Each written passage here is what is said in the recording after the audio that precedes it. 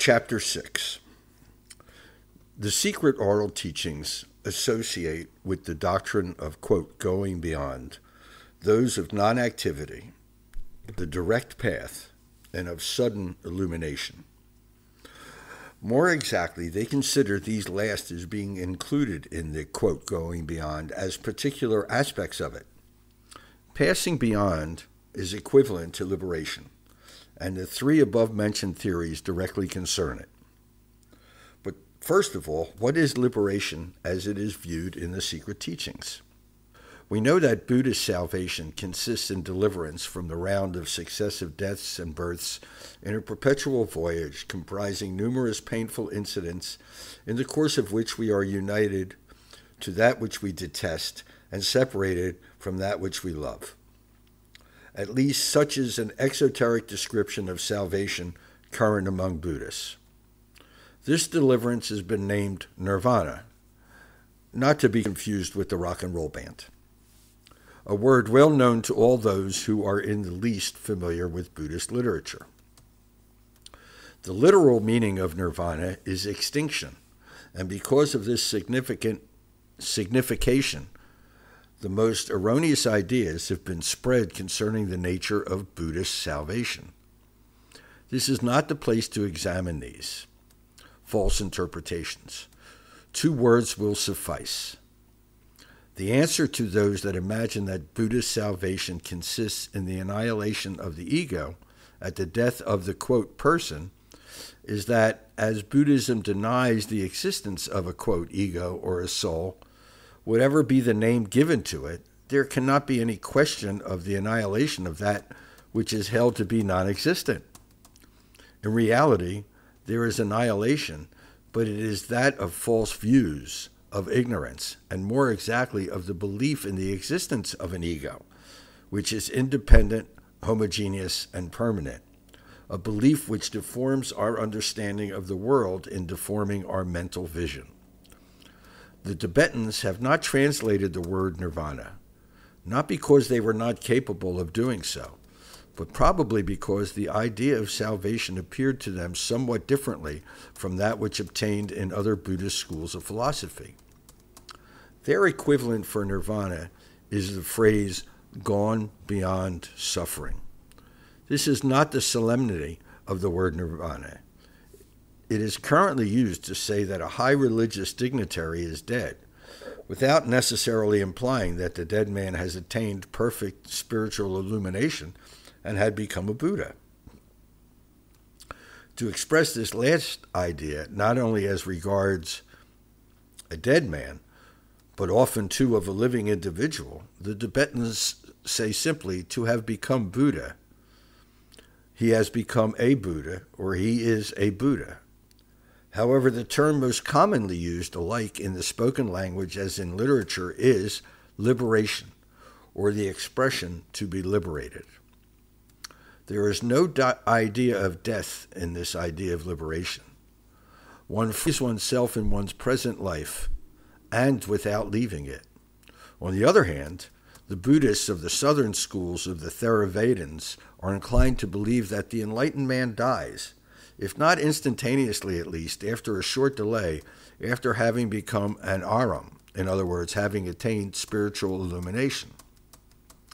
In the same way, the Theravadins, or the Hinayanists, differentiate between the state to which an arhat has attained when enlightened and the state of Buddhahood, and also between nirvana reached in this life, as was the case of the Buddha, and a parinirvana attained after death.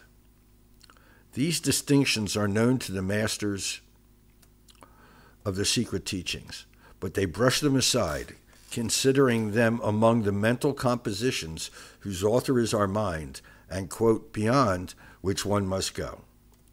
The masters of the secret teachings state that the theories concerning non-activity have been transmitted from master to disciple in their lines from time immemorial. In support of their assertions, we should note that a doctrine of non-action, known by the name of Wu Wei, has been equally honored in China from very ancient times. However, the manner in which is understood the non-action is not the same in the Tibetan teachings as that which was current among the ancient Taoists or the Chinese mystics who preceded them. Liberation is achieved by the practice of non-activity, say the masters of the secret teachings. What is, according to them, non-activity? Let us first of all notice that it has nothing in common with the quietism of certain Christian or Oriental mystics. Ought one to believe that it consists in inertia, or that the disciples of the masters who honor it are exhorted to abstain from doing anything whatsoever? Certainly not.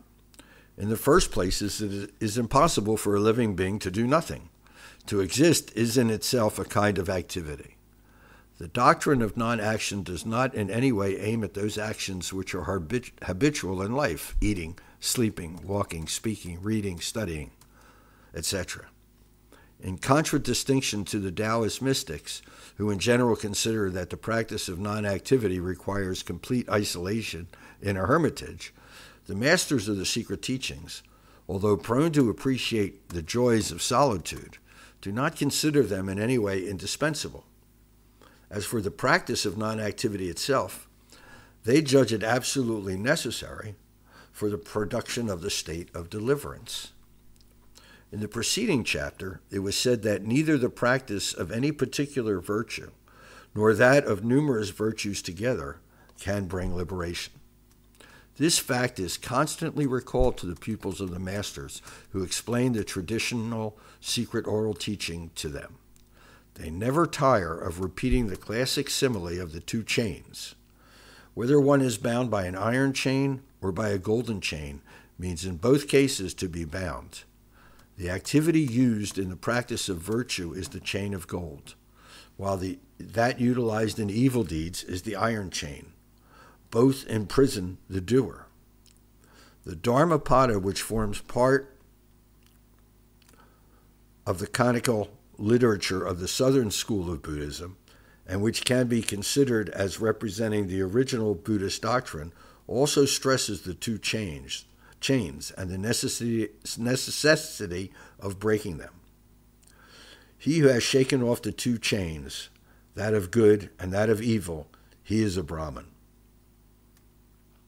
The word Brahmana is taken in this text in the old Indian meaning of, quote, he who has acquired the knowledge of the Brahman, end quote. That is to say, of the absolute being, the supreme truth.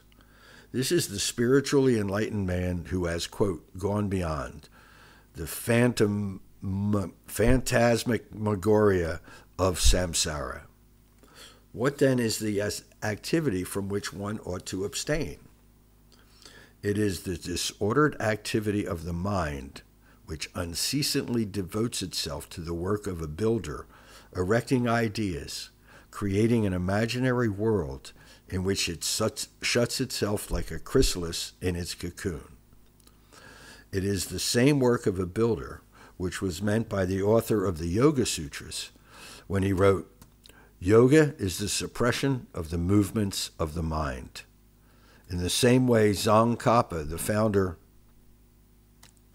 of a sect of Gelug's, commonly known as the Yellow Caps, who probably was initiated in the secret teachings, postulated the same necessity for the suppression of this restlessness of the thoughts and the seeds to which it is due. A similar opinion was expressed by Chandrakirti. According to him, the essence of nirvana consists simply in the extinction of the constructive activity of our imagination. No external agent forges the chains, either of gold or of iron. No one employs them to bind us to the world of illusion. It is the ideas which we hold, and not our material activity in itself, which constructs the chains and binds us with them. Why is this mental activity, calculated on false data, an obstacle to liberation? Simply because it is this activity, builder of mental constructions, of castles in the air, which incessantly builds afresh the edifice of the world of illusion in which we are prisoners, and that outside of our mind which creates it This world does not exist. The master of secret teachings concludes here, that which is necessary is to enter into the, quote, way of seeing.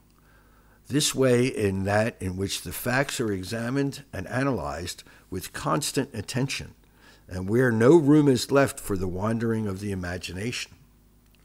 On this way, Hag Thong, the transcendent insight, is constantly and it continually perfects itself with exercise. Such is the conception of non-activity in the secret teachings. There is no question of the developing material or spiritual inertia to which one would force oneself. This coercion would require an effort, and so would be a form of activity. It suffices to allow the current of existence to flow freely without attempting to prevent or guide it, watching it like an interested spectator.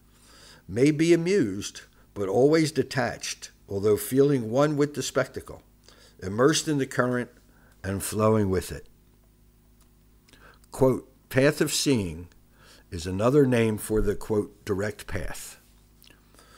The Tibetans describe this picturesquely as a steep path climbing the precipice side of a mountain so as to reach the summit quickly, while a wide, well-built road rises by easy gradients circling the mountain.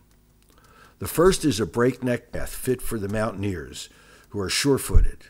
The other suits leisurely strollers who, in truth, do not dream of dizzy heights and hardly aim at such exploits. The long road is still that on which the pilgrims linger to polish up the golden chain of virtues.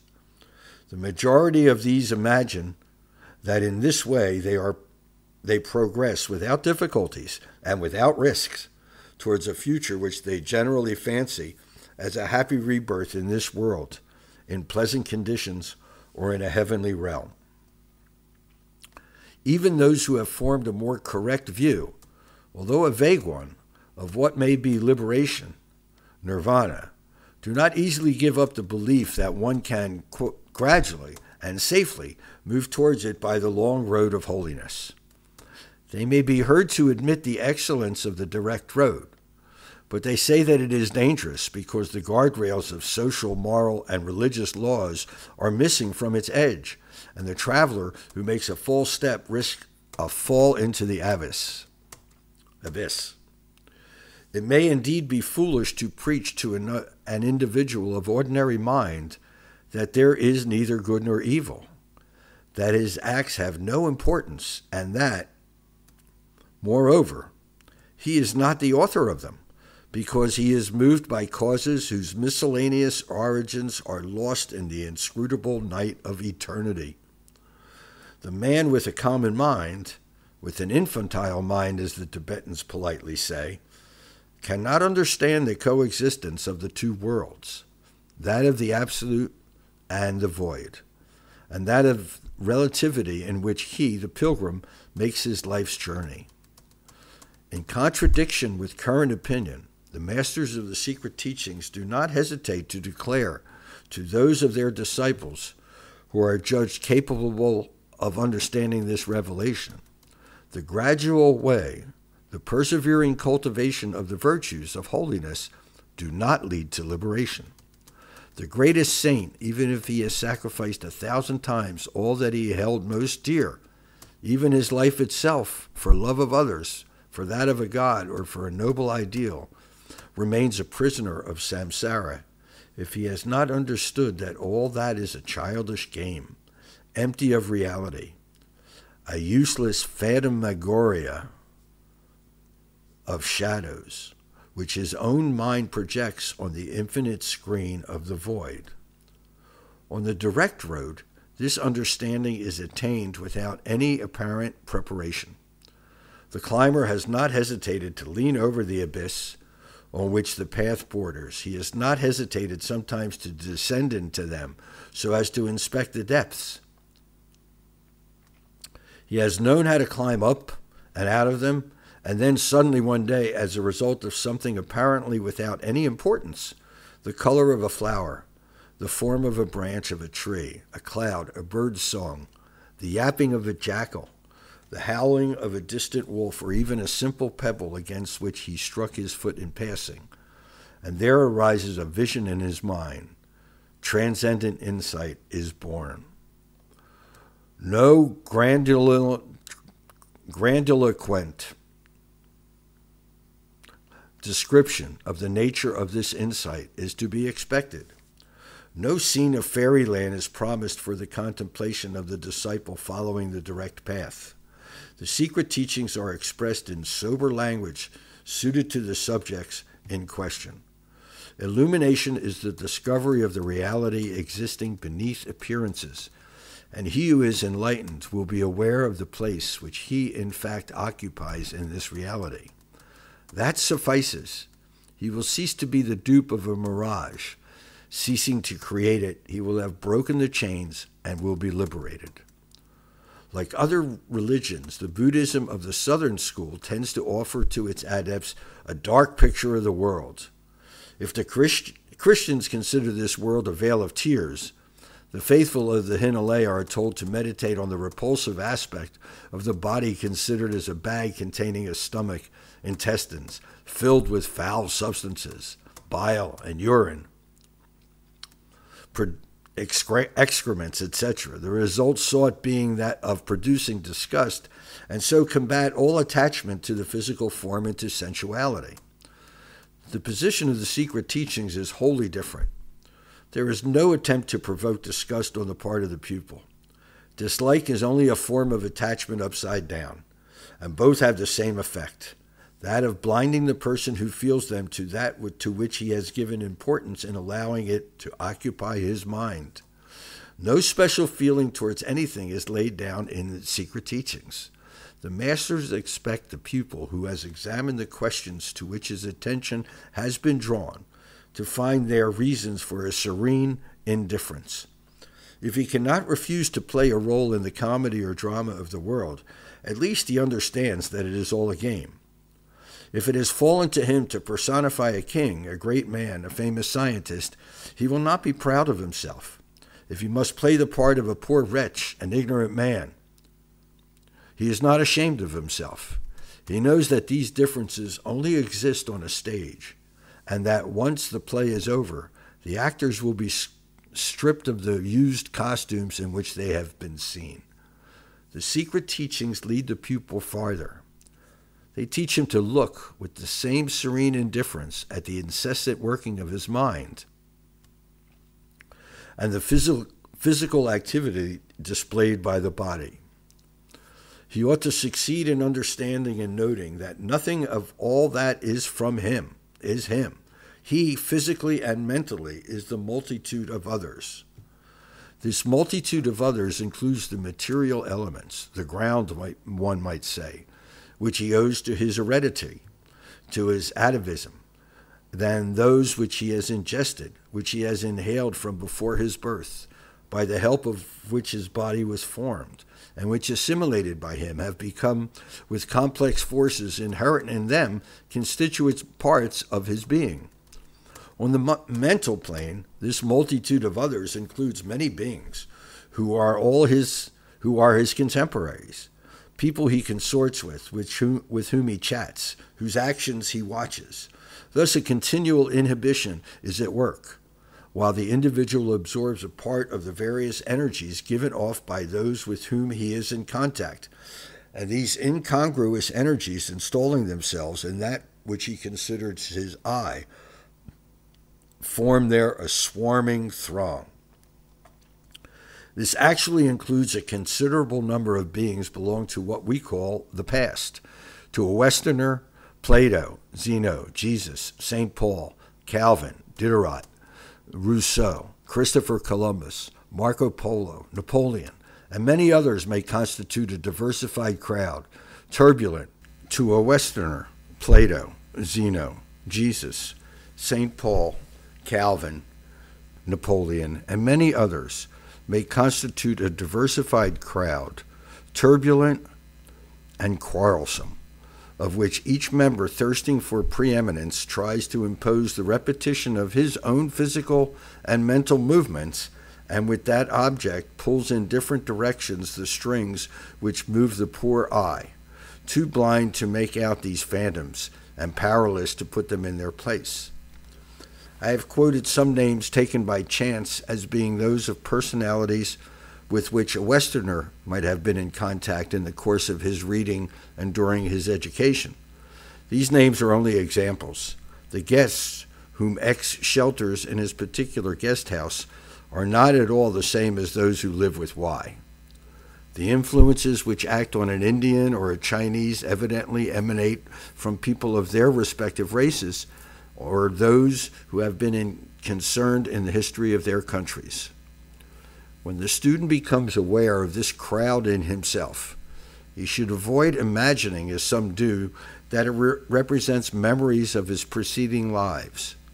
There is no lack of those who state and are convinced that such and such a personage who lived in the past is reincarnated in them.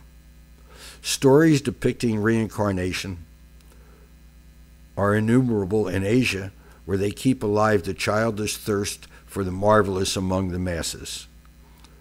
According to the secret teachings, the crowd of others is made up of quite different things than memories. It is formed by living beings whose activity follows its course and will continue it indefinitely while taking various shapes, for there is no death. It is not the memory of Plato or of Jesus which exists in Mr. Peter or in Mr. Smith. There are Plato and Jesus themselves, ever living, active, thanks to the energies which they have formerly set in motion. And the men who bore those names were themselves only manifestations of multiple energies. In Plato teaching in Greece, and Jesus moving about in Galilee, just as in Mr. Peter or Mr. Smith, were a crowd of living presences whose ancestry is lost in the unfathomable depths of eternity. Does that mean that the various personalities who together form an ego remain inert? Or in other words, does it mean that this ego is in no way active? In no way is the answer in the secret teachings. The individual Peter or Smith is a center of energies, which at each of his gestures, each of his words, each of his thoughts, shoots out into the world and there produces effects. It is not only famous persons as Plato, Jesus, or the Buddha who are found in the assemblies which constitute the individuals, our contemporaries. It is also the obscure cobblers, the humble farm workers, who no one seems inclined to claim as having been, quote, himself during his former lives. Everyone, big and little, strong and weak, works continually, and in general unconsciously, at the formation of new groups, whose members, through lack of perspicacity, are not aware of their heterogeneity, and who, insensible to the discourse of their voices, or without dwelling on it, shout in chorus, I am me. Such are in general the theories concerning the multiplicity and the succession of lives considered as individual, which are set forth in the secret teachings. It is well to add that the forces assembled in the shape of Peter or that of Smith are not equal in power. There are some which take a dominant position and relegate their companions in the background or even suppress them.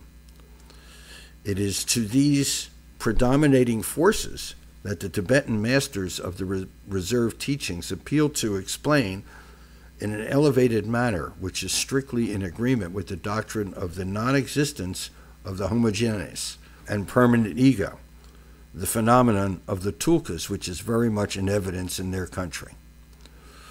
We know that the tulkas are those individuals whom foreigners very incorrectly call living Buddhas. In fact, the tulka is considered as being the reincarnation of a former individual, this latter having himself been the reincarnation of another previous individual, and so on, forming a series of reincarnations which goes back in the past to a personality more or less eminent who may have lived several centuries before. It is clear that this conception implies the belief in an ego, which is permanent and which transmigrates like a man changing house, which is the Hindu point of view. Buddhism, however, categorically denies the existence of the ego. The generality of Buddhists automatically repeat the classic formula of this denial, like the faithful of all religions reciting their respective creeds without understanding the meaning of the words they recite. But practically, the majority of Buddhists see in these successive lives the travels of a wandering entity. I have just stated that those initiated in the secret teachings see this question otherwise.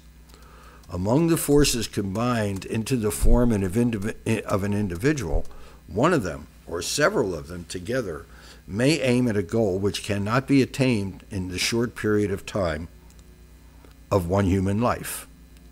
A strong determination to create an instrument able to continue the efforts which will be interrupted by death can, it is said, succeed in giving rise to the birth of an individual who will become this instrument, or can possess itself of an already existing individual and guide his activity in a suitable direction to lead to the desired result.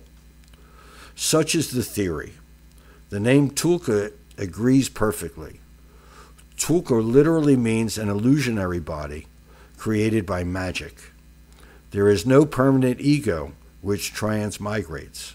What is it that in the secret teachings is said about the fourth or the supernormal powers, that which allows the knowledge of preceding lives? This is sometimes expressed picturesquely as knowing one's preceding dwellings, a way of putting it which is very likely to give a wrong understanding of the subject. The reader has already seen, from what has been said above, that the initiate in the secret teachings considers his preceding lives as being manifold, not only manifold in succession, which extends in time, but manifold in various directions, in coexistent episodes, in separate rays emanating from numerous clusters of forces, clusters which we call individuals. It follows that if Plato and Jesus and others continue their lives in numbers of Peters and Smiths, each of those Peters and Smiths is in no way authorized to believe himself Plato or Jesus or any other reincarnated. Only a fraction of these personalities relive in him. It has there taken the form of tendencies, of sentiments transmitted by means of reading, or speeches having called up the thoughts, the words, or the deeds of these eminent individuals.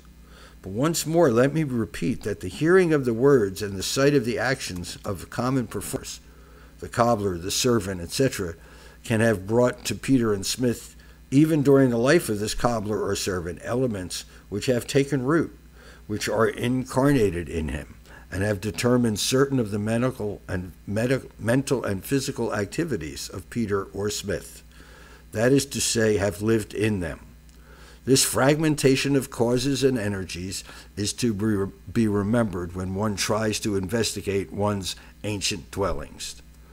To recall them is to review the various persons living in us, to examine them, questioning them incessantly, showing up their habitual lies, removing the mask from those who try to assume a false identity, and above all, in not trying to deceive oneself concerning the quality and the moral value, the intellectual and social worth of the guests whom one harbors, or more accurately, who have been us in the past and continue to be us in the present.